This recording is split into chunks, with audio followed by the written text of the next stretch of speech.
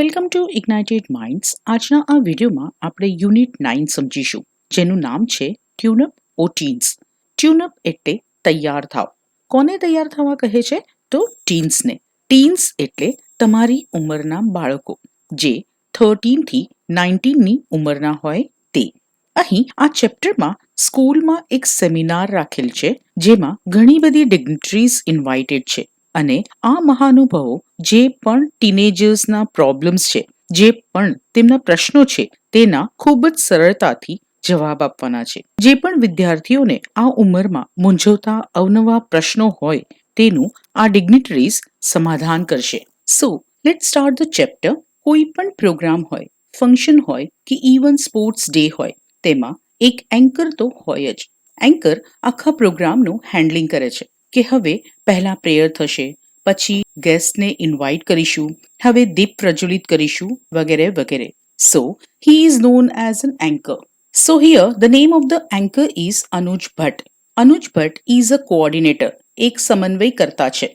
આપણે કહી શકીએ કે એ ઇન્ચાર્જ છે. તે શેના કોઓર્ડિનેટર છે? તો કરિયર એન્ડ કાઉન્સેલિંગ સેલના. અનુજ ભટ્ટ કઈ સ્કૂલમાં કામ કરે છે? તો he works in Anand Vihar school. તો આ થયું અનુજ ભટ્ટનું ઇન્ટ્રોડક્શન. હવે સેમિનારનો ટોપિક શું છે? તો બ્રિંગ આઉટ યોર બેસ્ટ. તમારામાંનું શ્રેષ્ઠ બહાર લાવો. સો અનુજ ભટ્ટ, જે કરિયર એન્ડ કાઉન્સેલિંગ સેલના કોઓર્ડિનેટર છે, તે આનંદ વિહાર સ્કૂલ વતી બ્રિંગ આઉટ યોર બેસ્ટ નામના સેમિનારમાં સ્ટુડન્ટ્સ અને તેમના પેરેન્ટ્સને ગાઈડ કરવા, સલાહ આપવા તેમનું સ્વાગત કરે છે. We are happy to have with us on the panel. Panel એટલે આપણે સ્ટેજ કહી શકીએ. તો કોણ કોણ ડિગ્નિટરીઝ આપણી સાથે સ્ટેજ પર છે? તો ડોક્ટર નાસિર મંસૂરી, જે એક સાયકોલોજિસ્ટ છે, એટલે કે એક મનોચિકિત્સક છે. પ્રેક્ટિસિંગ એટલે જેની પ્રેક્ટિસ હજુ પણ ચાલુ છે. નેક્સ્ટ ઇઝ મિસિસ શીલા, જે એક પ્રોમિનન્ટ એટલે કે ગુજરાતના પ્રખ્યાત એજ્યુકેશનિસ્ટ છે.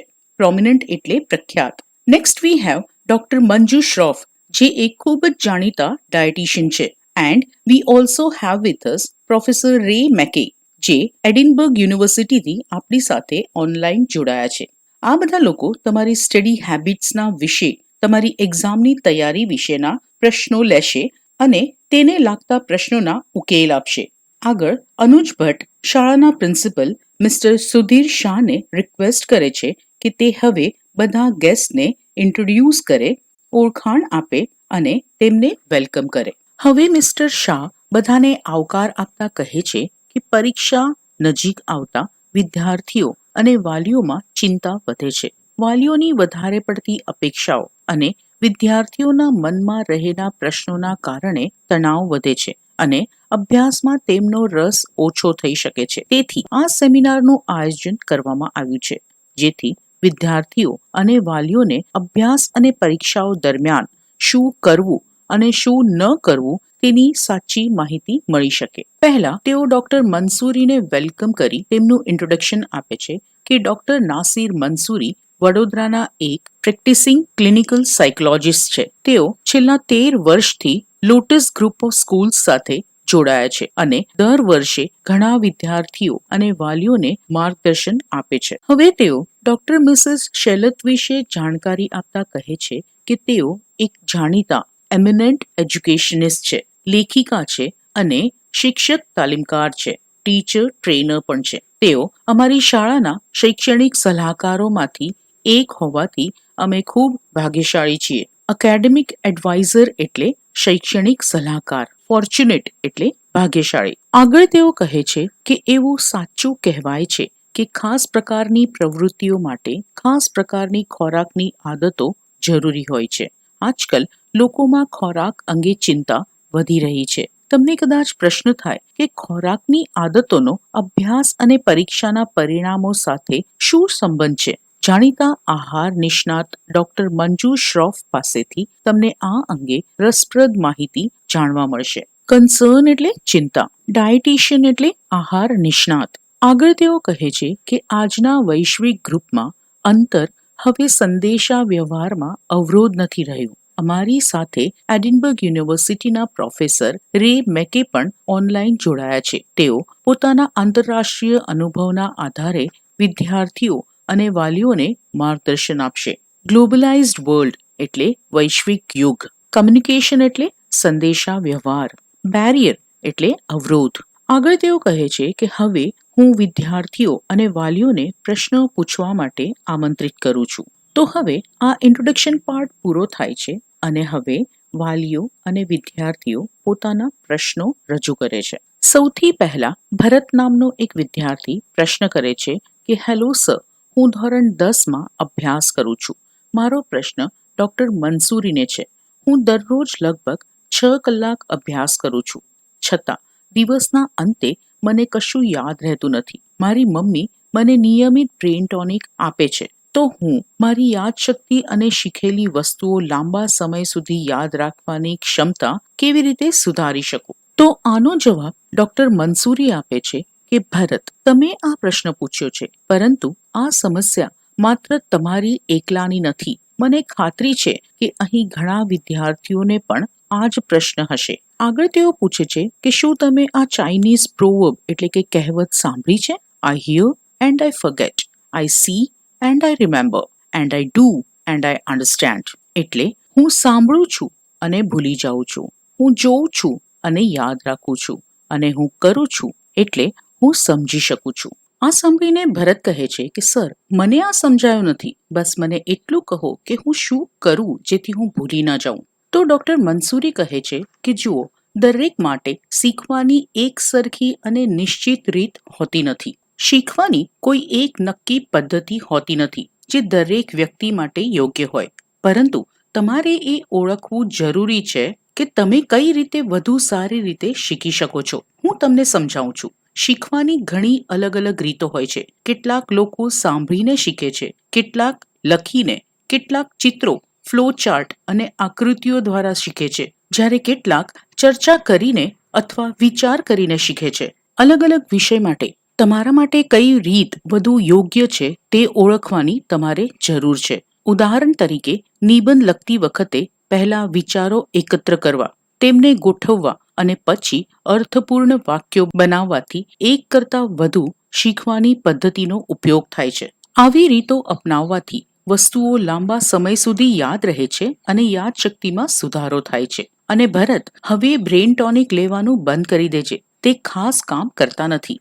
આ રીત સાંભળીને ભરત તો એકદમ ખુશ થઈ જાય છે અને કહે છે, વાહ, આ તો ખૂબ જ સરસ લાગ્યું. મને આ વાતની જાણ નહોતી. આભાર સર. હવે એક મહિલા, એક લેડી ઊભી થાય છે અને તે ડૉક્ટર મિસિસ શેલતને પ્રશ્ન પૂછે છે. તે કહે છે કે હું મિસિસ વિરાજ ત્રિવેદી છું અને મારો દીકરો શાલિન ધોરણ 9માં અભ્યાસ કરે છે. તે રમતો રમવામાં અને ટીવી જોવામાં ઘણો સમય પસાર કરે છે. તેના કારણે તેના અભ્યાસ પર અસર પડે છે. આ પરિસ્થિતિમાં તમે તેને શું સલાહ આપશો? મિસિસ શેલત જવાબ આપે છે કે શું તમારો દીકરો અહીં હાજર છે? આ ઉંમરે વિદ્યાર્થીઓને રમવા અને ટીવી જોવાનું આકર્ષણ થવું સામાન્ય વાત છે, પરંતુ તેના માટે સમય મર્યાદા હોવી જરૂરી છે. મારા મતે રમતો અને ટીવીને સંપૂર્ણ રીતે બંધ કરી દેવું એ યોગ્ય નથી. તે ખૂબ કઠોર અને અસ્વાભાવિક રીત છે. તેના બદલે વાલીઓએ અભ્યાસ અને રમવાના સમય વચ્ચે યોગ્ય સંતુલન જાળવવું જોઈએ. રમતો, સંગીત અને મનોરંજન શારીરિક અને માનસિક સ્વાસ્થ્ય માટે જરૂરી છે. તે તણાવ ઘટાડવામાં મદદ કરે છે. સંતુલન એટલે બેલેન્સ. એન્ટરટેઇનમેન્ટ એટલે મનોરંજન. ફિઝિકલ એન્ડ મેન્ટલ હેલ્થ એટલે શારીરિક અને માનસિક સ્વાસ્થ્ય. હવે આના પછી મિસિસ સુહાની મહેતા પ્રશ્ન પૂછે છે. તે કહે છે કે મારો પ્રશ્ન કોને પૂછવો તે અંગે હું ચોક્કસ નથી. હું એક અલગ સમસ્યાનો સામનો કરી રહી છું. મારી દીકરીને અભ્યાસમાં રસ હોય એવું લાગે છે, પરંતુ તે શાળામાં શું થાય છે અથવા પોતાના અભ્યાસ વિશે બહુ ઓછું કહે છે. વાલી તરીકે અમે તેને ઘણી વખત પૂછીએ છીએ, પરંતુ તે ઘરે શાળાની વાતો કરવાનું ટાળે છે. આ પ્રશ્ન સાંભળીને અનુજ મિસિસ સુહાની મહેતાને મદદ કરતા કહે છે કે મને લાગે છે કે આપણે ડૉક્ટર મેકેની સલાહ લેવી જોઈએ, કારણ કે તેમણે બ્રિટિશ વાલીઓ પાસેથી પણ આવા પ્રશ્નનો સામનો કર્યો હશે. હવે ડૉક્ટર મેકે આ પ્રશ્નનો જવાબ આપતા કહે છે કે આભાર અનુજ. આશા છે કે મારો અવાજ ત્યાં સુધી સ્પષ્ટ રીતે પહોંચી રહ્યો હશે. હા, મને આ પ્રશ્ન ગમ્યો. જો બાળકો અને વાલીઓ વચ્ચે વાતચીત અને શેરિંગ ઓછું હોય તો તેની જવાબદારી બંનેની હોય છે. શેરિંગ એ પરિવારને જોડીને રાખતું ગુંદર જેવું કામ કરે છે. સામાન્ય રીતે આ ઉંમરના બાળકોને તેમના જીવન સાથે જોડાયેલી દરેક વાત શેર કરવામાં અચકાટ અનુભવાય છે. વાલી તરીકે આપણે તેમની વાતો પર કેવી પ્રતિક્રિયા આપીએ છીએ તે મહત્વનું છે. આપણી નકારાત્મક પ્રતિક્રિયા અને વારંવારના ઉપદેશ બાળકોને નિરાશ કરે છે, પરંતુ બાળકોને પણ વાલીઓની લાગણીઓ અને હેતુ સમજવા જોઈએ. કોઈ વાત શેર ન કરવાથી ગંભીર સમસ્યાઓ ઊભી થઈ શકે છે. આગળ તેઓ કહે છે કે મને વિદ્યાર્થીઓ અને વાલીઓ સાથે વાતચીત કરવી હંમેશા ગમે છે. અનુજ, વિદ્યાર્થીઓને મારી શુભેચ્છાઓ. તમારું ભવિષ્ય ઉજ્જવળ બને. હવે અનુજ વિદ્યાર્થીઓ પાસેથી પ્રશ્નની આશા રાખે છે. તો એક સ્ટુડન્ટ ઊભો થઈને પ્રશ્ન કરે છે કે સર, કદાચ મને અત્યારે ભૂખ લાગી રહી છે કારણ કે મારા વાલીઓ મને મારી મનપસંદ વસ્તુઓ ખાવા દેતા નથી. આ પ્રશ્ન સાંભળીને અનુજ કહે છે કે મને લાગે છે કે આ પ્રશ્ન સ્પષ્ટ રીતે આહાર નિષ્ણાત એટલે કે ડાયટિશિયન માટે છે. પ્રિય વિદ્યાર્થી, અમને કહો કે તમને સૌથી વધુ શું ખાવું ગમે છે અને તમારું નામ પણ જણાવો. પોતાને ઇન્ટ્રોડ્યુસ પણ કરો. તો આ વિદ્યાર્થી પોતાને ઇન્ટ્રોડ્યુસ કરતા કહે છે કે મારું નામ પ્રિયાંશી છે. મેડમ, મને ડબલ ચીઝ વાળો પીઝા ખૂબ ગમે છે. બટર કે ચીઝ વાળી દાબેલી મને ખૂબ જ પસંદ છે. બર્ગર ખાવાની પણ મને ખૂબ ઈચ્છા રહે છે. કરકરા વેફર્સ અને ઠંડા પીણા સાથે સમય પસાર કરવો મને ખૂબ ગમે છે. પરંતુ મારી મમ્મી તો મને હોસ્પિટલના દર્દીઓ જેવો ખોરાક આપે છે. શું હું જે ખોરાક ખાઉં છું અને મારા અભ્યાસ વચ્ચે કોઈ સંબંધ છે? મને ખરેખર આ જાણવાની ઉત્સુકતા છે. હવે આ પ્રશ્નનો જવાબ આપતા ડોક્ટર શ્રોફ કહે છે કે પ્રિયાંશી, તને ખરેખર ખાવાનો ઘણો શોખ લાગે છે. મને તારી સ્પષ્ટતા અને નિખાલસતા ગમી. હા, તમે જે ખોરાક લો છો અને મગજની કાર્યક્ષમતા વચ્ચે સીધો સંબંધ હોય છે. મેટાબોલિઝમ દ્વારા ખોરાક મગજની પ્રવૃત્તિઓ પર અસર કરે છે. મેટાબોલિઝમ એટલે ચયાપચય. આગળ ડોક્ટર શ્રોફ કહે છે કે ભારે ખોરાક ખાવાથી શરીરમાં લોહીનો પ્રવાહ પાચનતંત્ર તરફ વધુ જાય છે. પાચનતંત્ર એટલે ડાયજેસ્ટિવ સિસ્ટમ, જેના કારણે મગજની કાર્યક્ષમતા ધીમી પડી જાય છે.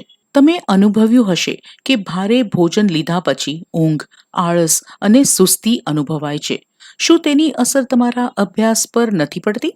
અભ્યાસ માટે મગજ સક્રિય હોવું જરૂરી છે. સક્રિય મગજ એટલે એક્ટિવ બ્રેઇન. તેથી વધુ તેલયુક્ત અને ભારે ખોરાક લેવાના બદલે હલકો અને સરળતાથી પચી શકે એવો ખોરાક લેવો જરૂરી છે. જેમ કે સૂપ, રસ, દાળ, દૂધ, છાશ, લસ્સી વગેરે. કાચા શાકભાજી અને ફળો વધુ ખાવા જોઈએ. વધુ પડતું ખાવું જોઈએ નહીં, કારણ કે લાંબા ગાળે તે સ્વાસ્થ્ય માટે સારું નથી. યાદ રાખો, જે વિદ્યાર્થી હલકો ખોરાક લે છે તે તેજસ્વી બને છે. આના પછી હવે બીજો વિદ્યાર્થી ઊભો થઈને પ્રશ્ન પૂછે છે કે હેલો ડોક્ટર મંસૂરી સર, હું કંદર્પ છું.